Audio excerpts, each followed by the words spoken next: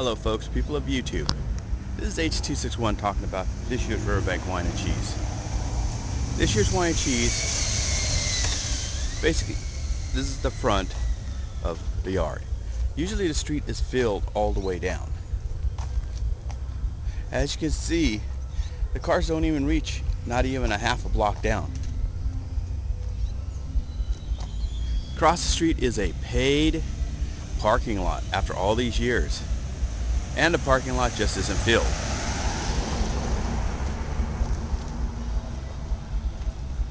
As we walk a little closer, you can see in the distance the Riverbank Wine and Cheese. You can hear the music of bands playing, people having fun, but in all actuality, when you clusterfuck people into one area, it looks like a lot of people, but there is not by the way the cars are set. And truthfully, this year's wine and cheese was not that great. It was one of the worst wine and cheeses ever,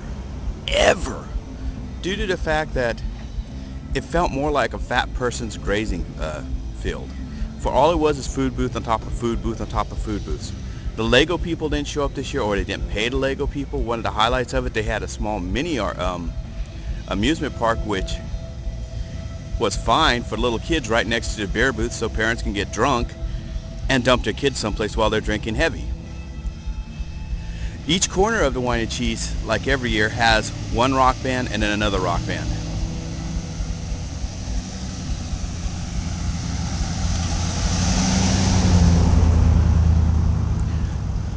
But in turn, can we really say the wine and cheese is really that successful for Riverbank nowadays? I would say no.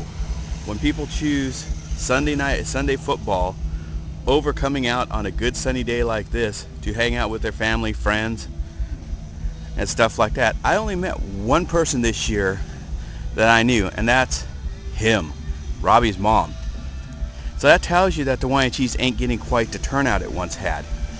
Maybe Riverbank should start asking the people what would they like to see in this street fair, not what they want to make money out of, what they think they can make money out of, get the highest rent of the booths. If they actually listen to the people, maybe, just maybe, the wine and cheese could become a success again like it was years and years ago. When you have too much food booths fighting for profit, very little crafts booths or artistic booths or even not antique booths are non-existent. And talking about antiques, not even the guy who comes with all the wind fans and stuff didn't come in this year. A lot of the regulars just weren't there this year. So you got to ask yourself, was the wine and cheese really worth setting up this year when you have a parking lot unfilled and unfulfilled?